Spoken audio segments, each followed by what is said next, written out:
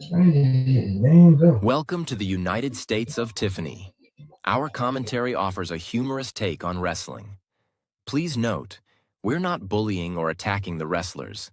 We're engaging with the choreographed sport and its storylines. Our jokes and observations are about the characters and storylines, not the real people behind them. Tourists and citizens alike, welcome. Enjoy the show, and remember, it's all in good fun.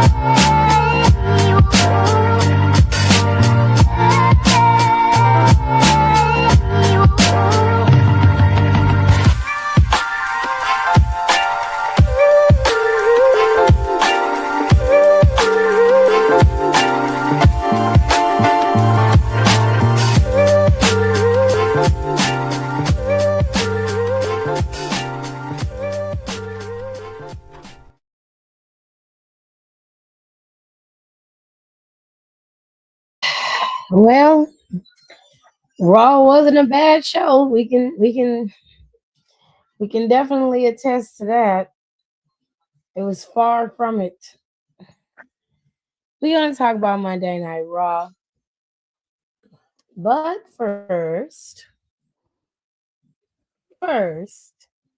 we must be respectful to everybody who's coming early.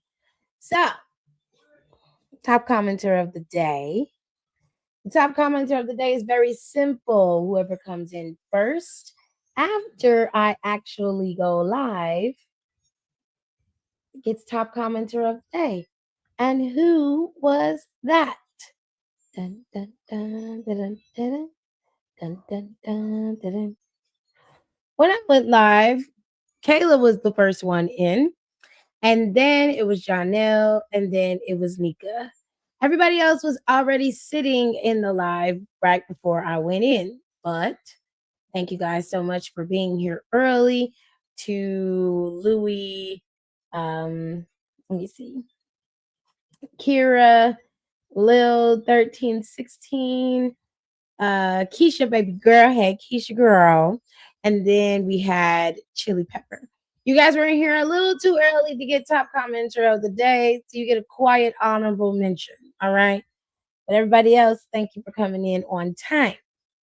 Well, hello, how are you? Things are quite eventful today. There was a lot going on. They decided to actually put on a decent show tonight. So let us talk about it, shall we? What is going on with my computer?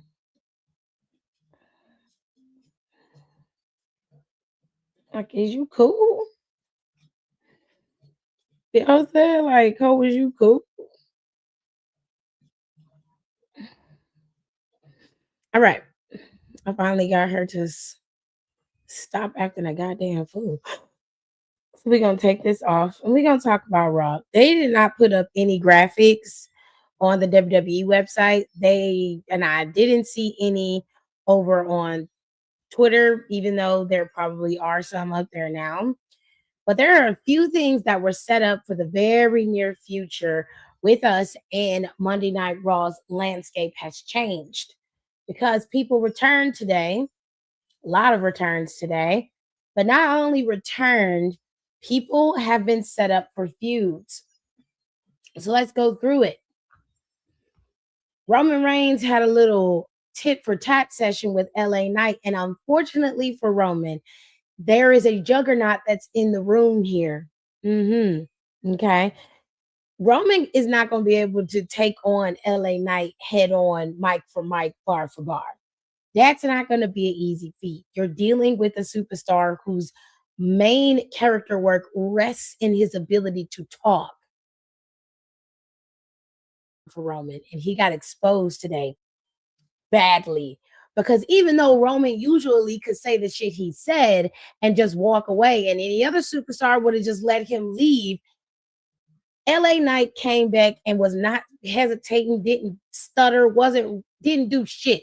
That man came back and cut Roman real deep, mocked his family, mocked how he got discovered in the E in the first place, tore him down, and then left.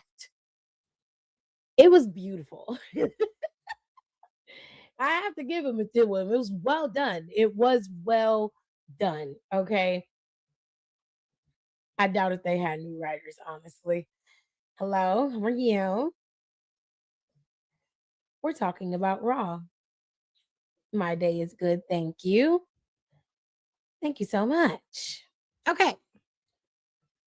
Roman got cooked on the microphone today. It is what it is. Accept it. Even you tribal chief lovers you're going to have to just take this one on the chin, babes. He got ate up really bad by LA Knight. Moving on. Not only was Roman highly irritated that LA Knight had the audacity to challenge him, but he also was irritated at the fact that the Usos didn't get the job done at SummerSlam. That pissed him off to no end. He told he essentially took the chains off of the Samoan werewolf and told him to handle Royce Keys because he's not family. However, not even 10 minutes ago, he was in the ring calling Seth Rollins his brother once again. So I guess the rules change by who they apply to. As long as Roman makes the rules, you have to follow them. And they just may change on the fly. Or they bend for him specifically. Moving on. For the rest of the night, there were quite a few surprises. Javon Evans had a match with Ethan Page, classic match between the two, but that wasn't even the part that people are going to hyper fixate on. Ethan Page lost to Javon Evans. And while Javon Evans was celebrating, Big Cass showed up and decimated Javon Evans. Later on in the night, Jackie asked him what was the reason. And his response was simple, that it was no disrespect. Like there's no animosity. It's just business. And Javon, it just happened to be in the wrong place at the wrong time. I could understand if he walked into you in the back, but Cass, you brought your big ass out there during his celebration, not the other way around. And what really always baffles me when a big guy debuts is they always put him up against a guy who considerably under normal circumstances, if they could actually fight, which I don't believe most wrestlers can, you wouldn't really stand much of a chance unless you had some special skills. And I don't like that. If Big Cass is going to debut, Braun Breaker was right there. But speaking of Braun Breaker, we're going to get to him in a second. Well, let's keep it moving, shall we? Liv Morgan came out there and started hollering and screaming as she always does and made it very clear that she had no challengers for her title and that she was in the free and clear and that her homegirl she was proud of. And even though Roxanne is titleless and ain't got shit going on, but whatever they give her, she was proud of her too. Now, Roxanne had a match with Soul Ruka. Great match. Soul was about to win, but Liv Morgan got involved, got caught by the referee, and this gave Soul Ruka the win via disqualification. Now, here's where things get sticky because during this, Soul is being beat up, and then Becky shows up, and Becky makes it very clear that she's going after the championship now, and that Liv Morgan can't just hide behind no challengers anymore, that she's there and she's coming after her title. Then, as they leave and they don't really say anything, like Liv Morgan doesn't really give much other than that she's the greatest champion of all time. Becky Lynch is jealous of her, which is sure, whatever.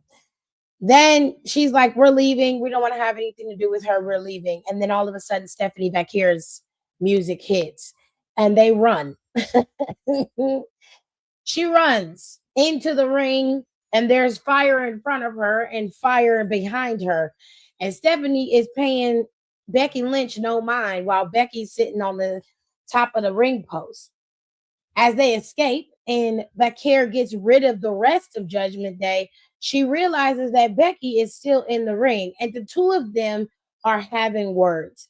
And Stephanie tells her very plainly, stay out of my way. And Becky says, or what? That would have been my cue to punch you in your shit. But everybody's not me. So do you.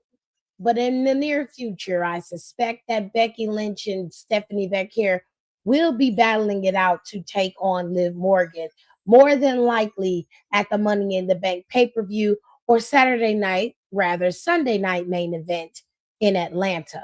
Because those are the next two PLEs that we have within the next couple of months. Not to mention, WWE is going on a Mexico tour. And I suspect that they're going to want to have Stephanie Bakir on that tour. With that being said, if I don't forget everything that happened today, Obafemi came out.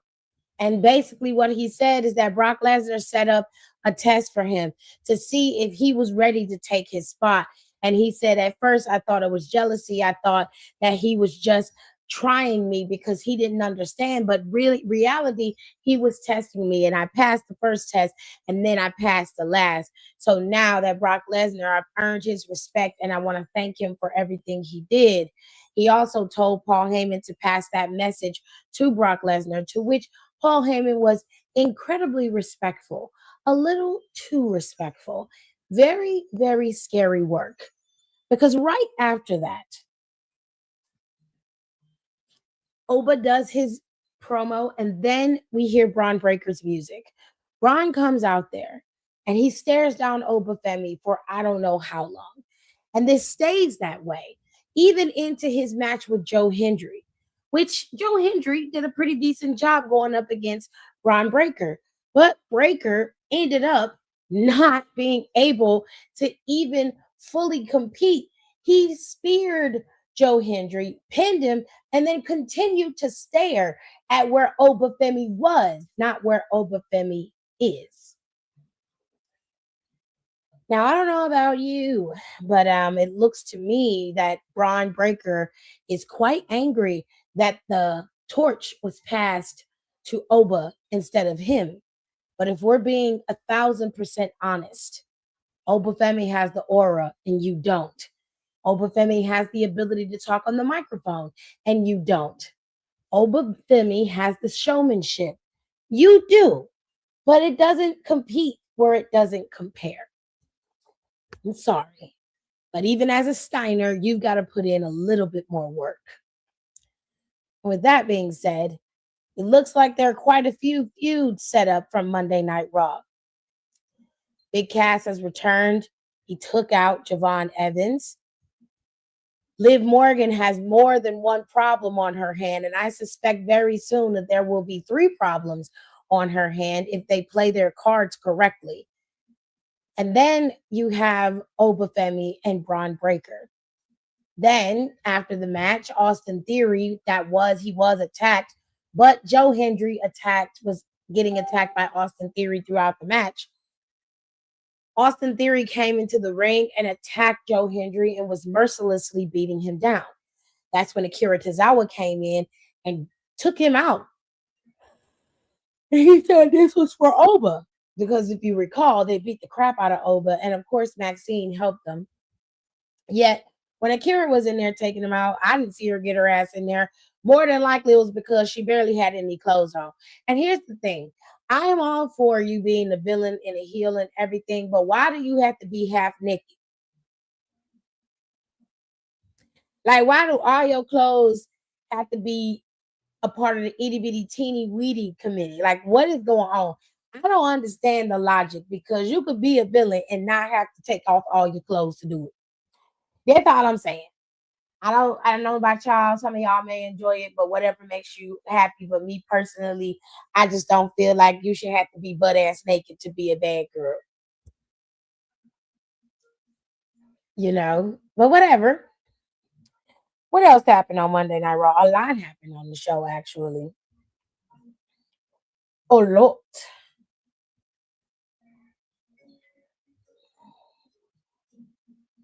What else happened? Um,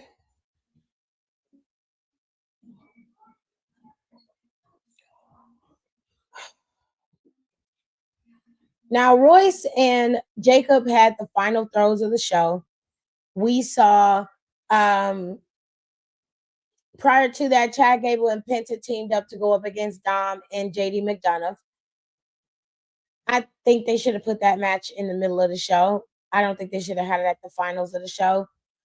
Um, Street fight was fine. I didn't have a problem with it until the end. Jacob is unhinged.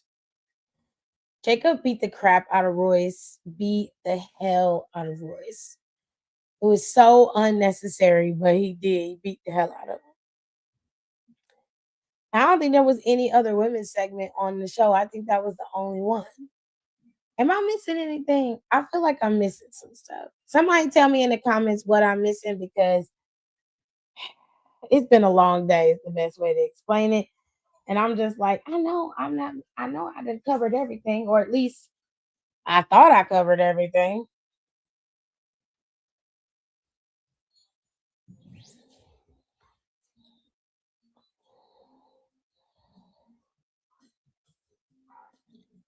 Not kiss already. That's gross. Them two ladies don't want to kiss each other. Hell, she got a whole man in the back sitting there cheering every time she go out there. And they was in Iowa, which is wild. They was in Seth's hometown, and he was nowhere to be found. They could have at least let him open up the show, but they gave that spot to Roman so that he can have that moment with LA Knight. And then Becky came out because she's his wife, so she got a roaring response from the crowd. It's very interesting. For the most part, I would say Monday Night Raw was a good show. This was um a good setup after SummerSlam to see where we're going next. But a lot of things are moving, the parts are moving, the pieces are moving, and it's very interesting. I don't know who is going to be in Survivor Series now. They've really changed up where everything is going to go, and that is a good thing. And I think WWE is doing a good job booking that. Um, Especially with the women's Survivor Series cage, like that's not even set in stone either. We don't know where everything is heading. But the interesting thing is going to be Friday. Friday is going to be your big, big moment because Kevin's going to be there. Hopefully, Randall will be there. Cody's going to be there. You're going to have CM Punk. And of course, it's going to be Sammy and Finn and Gunther. These are your top guys on the roster now. And even though Trick Williams no longer has the U.S. title, he also could be considered one of those top guys if they decide to move him over there. There's a lot of working space now on the roster for the men. And the women's division in WWE for Raw, for rather SmackDown, is solid as long as they move the pieces correctly. On Raw is where they seem to have an issue. But Stephanie's come back to fill in the void a little bit, and so has Becky Lynch. Personally, I feel like you could have moved some girls from SmackDown over to Raw to really give them an opportunity to shine. But it is what it is.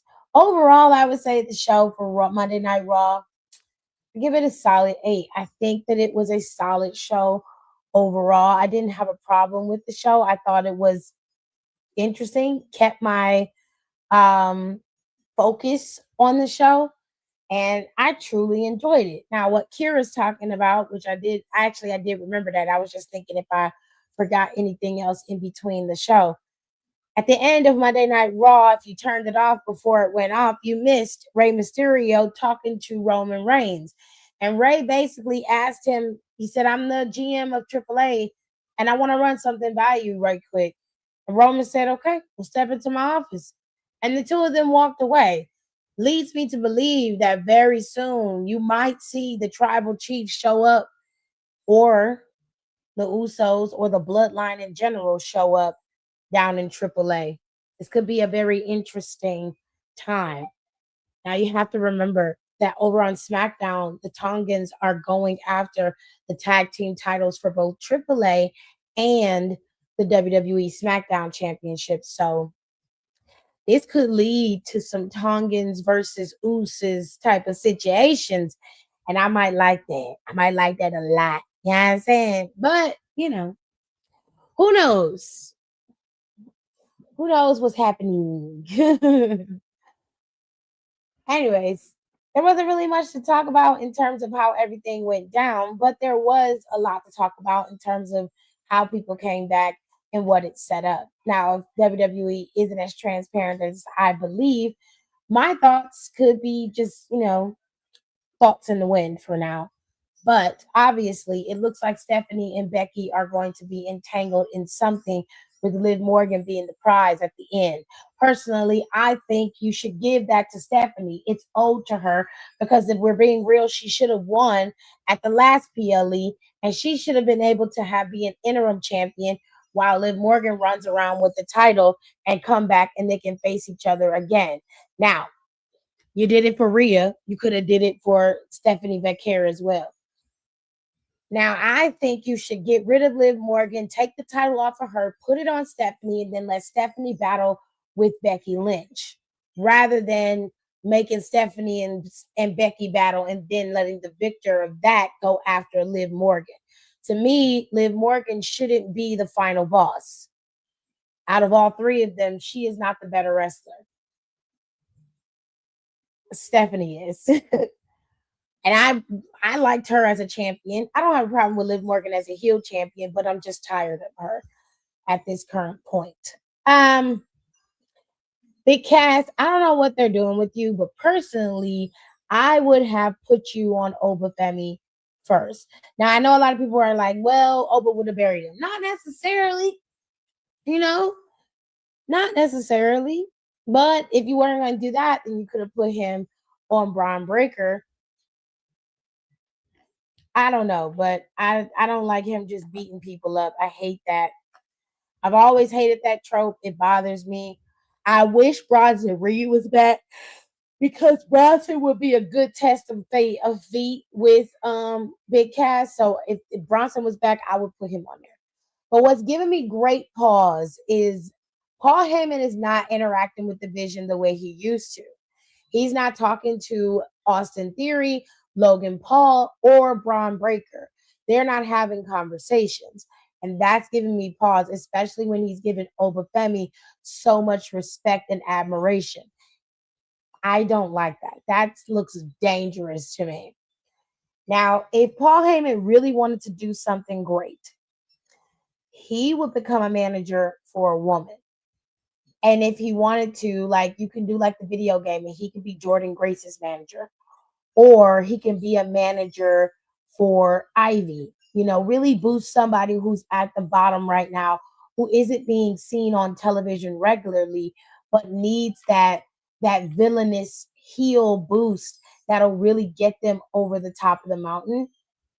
Even though, to me, Jordan doesn't need a boost, having Paul Heyman in her corner, if she's going to be a heel, would absolutely give her a mega boost, in my opinion. But we'll have to wait and see what Paulina's going to do. I mean, for now, he could just take a break, and chill out for a little while, relax, go, rest, get him some good food, and go about his business. But who knows where Paulina's going to be within the next couple of months. Now, like I told y'all before, there are a few PLEs that are set to come within the next couple of months. Sir, let me see here. What is this one? This is the Mexico Live Tour, and it starts on September 9th, and it goes all the way to September 12th. That is a SmackDown and Monday Night Raw emanating from Mexico. It's only 2 dates for the tour, and then they have the 2 dates for Monday Night Raw and SmackDown. Okay. And then in September, we on the 6th, which is 3 days before they start the Mexico tour, they have Sunday night's main event in Atlanta. Okay. Now, I suspect that Roman Reigns and LA Knight's match is going to be in Atlanta. Don't know if it's going to be a title match, but that match is going to be in Atlanta. Roman always wrestles in Atlanta. Atlanta is like his home away from home. It's where he went to college. He always wrestles there. So, more than likely, when they do this Sunday night main event, Roman is going to be there to wrestle on that card, and it'll be against LA Knight. Now, Money in the Bank is scheduled for October 10th, a few days shy of a month away from Sunday night main event in Atlanta. So they've got one TV PLE, one major PLE that they are going to be setting up for. And I'm pretty sure by after Sunday night main event, the qualifiers will begin, or maybe before, but the qualifiers will begin and they will start to add people to the men's and women's match. Okay. So we got a lot of things happening before we even get to Survivor Series War Games in November. So we've got Sunday night main event, Money in the Bank, and then Survivor Series War Games. Now, there should be a crown jewel in there before Survivor Series. They always go before Survivor Series. So it might be in the beginning of November, late October, when they do not Survivor Series, but Crown Jewel. And that is going to be another meeting of the minds. And it depends on who is champion during this time. Because if CM Punk is still champion, then CM Punk will be competing for his first ever Crown Jewel championship, as well as Roman Reigns competing for his first ever Crown Jewel championship. So there's a lot that can happen within the next couple of months. And we always know in December that everything begins to settle down, and then they ramp it back up in January for Royal Rumble. Okay. So they have not announced when SummerSlam is going to be next year, which that sucks donkey ass.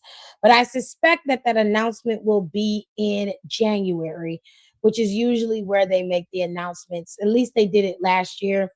So I'm hoping that they make the announcement by January. Maybe later on this year they can make that announcement. I don't know, but they pissed me off. I wish they would have just announced it. But tomorrow, for NXT, we got a few things cooking in the fire. Thea Hale and Jada Parker are set to take on Carmen Petrovich and Nikita Lyons of Natalia's little punk ass crew. And then we have Kendall Gray and Lola Vice in the underground. I pray that Lola Vice wins this match. And they did this and it's over with. But I know that if they're going to let her win, then it's going to be in a third match is going to happen at probably NXT Heat Wave, which will be fine. They'll be able to get that over the hump, and it'll be streaming simultaneously to ESPN as well. I hope Lola wins, though. I really, really do. Then you have the NXT Tag Team Championship match. Vanity Project is going to take on Miles Bourne and Tavion Heights. And then you have the NXT Women's Speed Championship on the line. Ren Sinclair will defend against Zaria. If Zaria wins, of course, she becomes a double champion. But if Ren Sinclair wins, then she gets the right to challenge Zaria for the NXT Women's Championship. All right. So that is what we're going to be looking at tomorrow. And there's a lot of storylines on NXT that you can be focused on. You've got Cruz Montana there with Tony D'Angelo. And of course, Grayson Waller has resurfaced in NXT. Plus, you've got the NXT Women's Championship being battled out. And you still have the situation going on between OTMs, Lucian and Nima, possibly breaking up due to Nima's affiliation with the Perros del Mal. Okay. But if you haven't been watching NXT, you've been missing out. So don't forget to watch it, because on Wednesday, we will have Freestyle Wednesday and we will talk all about it. Okay, we'll talk all about it. It's going to be a fun time. Now, if I didn't miss anything for Monday Night Raw, I'm going to get the hell out of here. So you guys don't forget to rate, comment, and subscribe. I will see you on Wednesday when we talk all about NXT and do Freestyle Wednesday. We're going to have a nice little conversation. And we're going to look at some more confessions over on Instagram. And of course, we'll always do SBC chat. So, love you guys down. And I'll see you guys next time. Bye. Thanks for tuning in. Don't forget to rate, comment, and subscribe for more wrestling content. Check out our merch and consider becoming a member for exclusive perks, special emojis, and members-only content.